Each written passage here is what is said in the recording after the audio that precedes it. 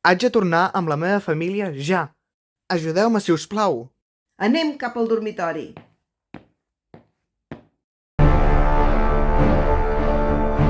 Ei, Adam, ja sóc aquí. Anem-nos-en. Adeu i moltes gràcies, Eulàlia.